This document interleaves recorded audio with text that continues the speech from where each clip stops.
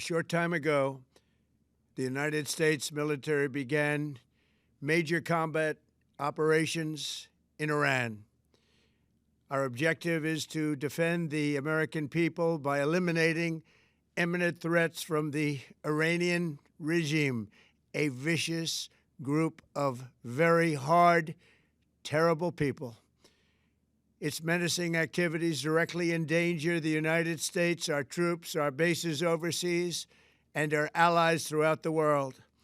For 47 years, the Iranian regime has chanted death to America and waged an unending campaign of bloodshed and mass murder, targeting the United States, our troops, and the innocent people in many, many countries.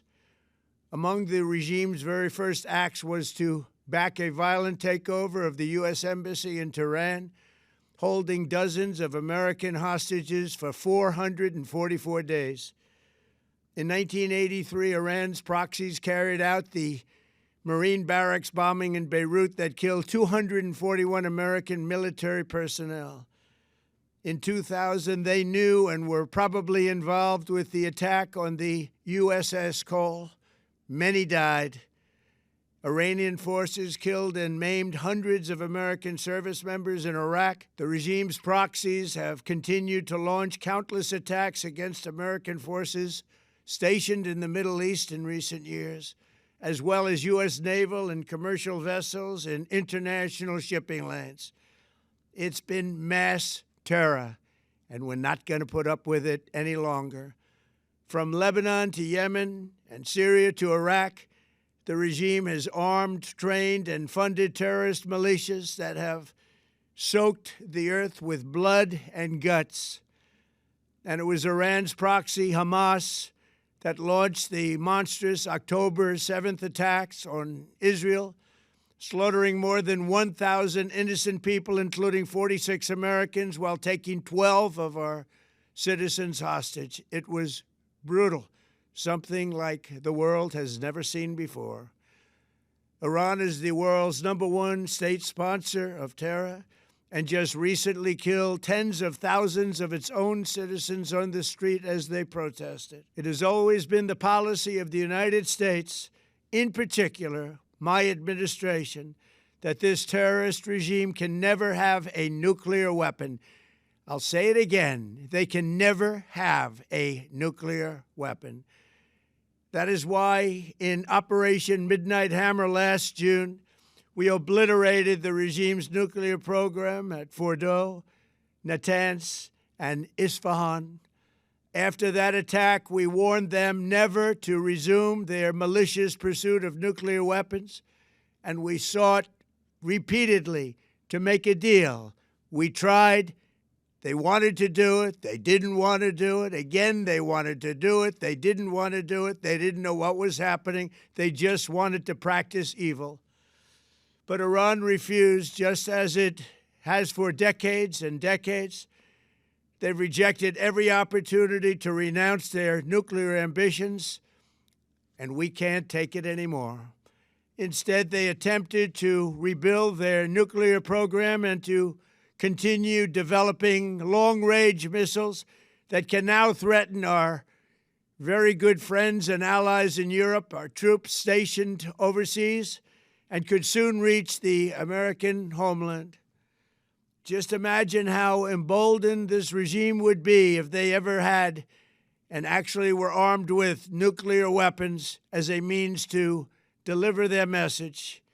For these reasons, the United States military is undertaking a massive and ongoing operation to prevent this very wicked, radical dictatorship from threatening America and our core national security interests. We are going to destroy their missiles and raise their missile industry to the ground. It will be totally, again, obliterated.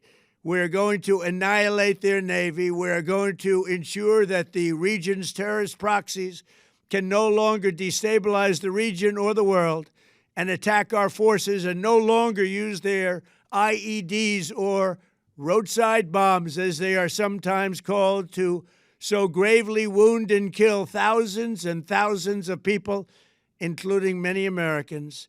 and we will ensure that Iran does not obtain a nuclear weapon.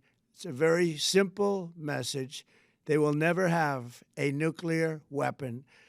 This regime will soon learn that no one should challenge the strength and might of the United States Armed Forces.